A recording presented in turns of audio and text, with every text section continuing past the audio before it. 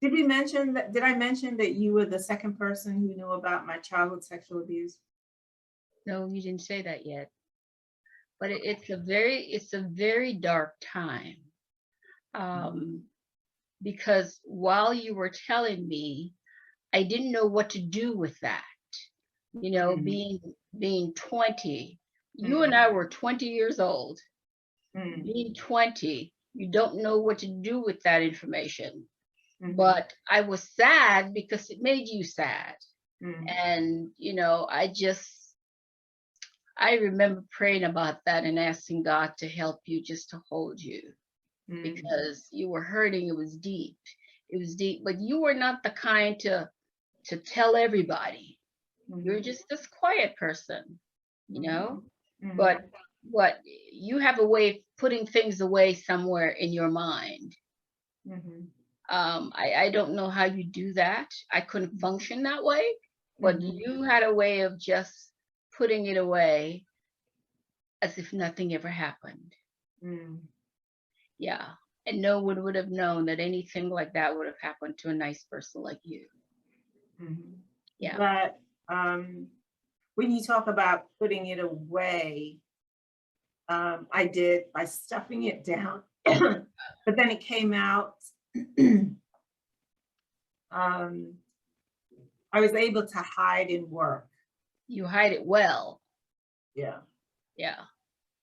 And so, you know, because I worked most of the time. That's probably where you worked. Yeah, that is why I worked. Yeah. I mean, it seemed as though I was doing well in work, getting lots of promotions and managing lots of money and people and resources.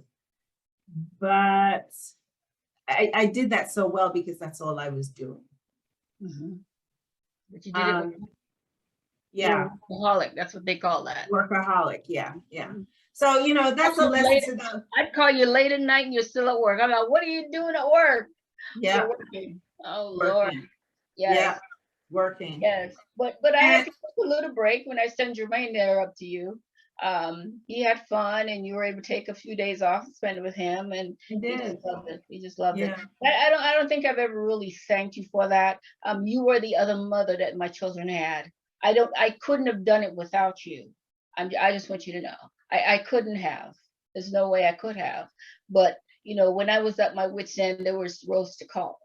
And when they were at their wit's end and they didn't know what to do with mommy, there was Aunt Rose and calling Aunt Rose. So, you know, you came into that gap and filled that gap. And I thank you. Well, you know, there's a cartoon that I always had, and it's like, I forgot to have kids. It was this lady that was working so much, and it was, oh, I forgot to have kids. But you and Milton, oh, excuse me, you and Milton allowed me to have kids. Yes. And so your kids were like my kids.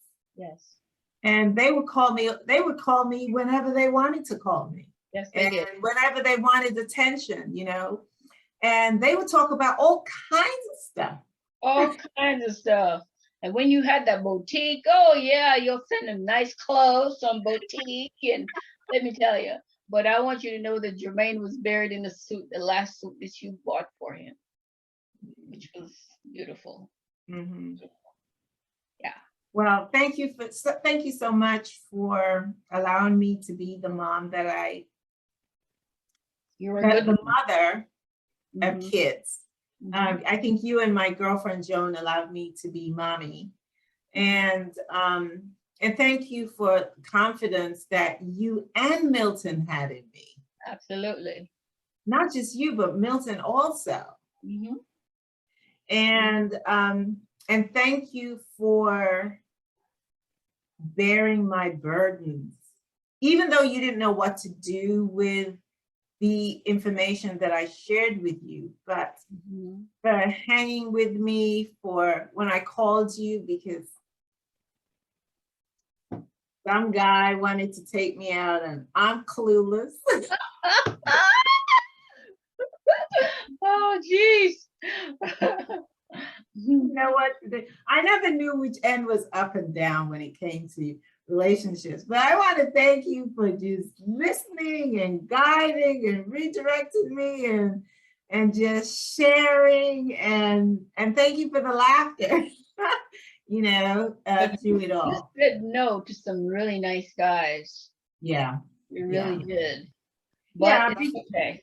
God yeah. had one in the picket waiting for you. Yeah, yeah. And for the record, I never met a really terrible person. There are women that have, you know, horror stories of guys abusing them terribly. I think maybe the Lord knew that I went through one abuse and that was enough.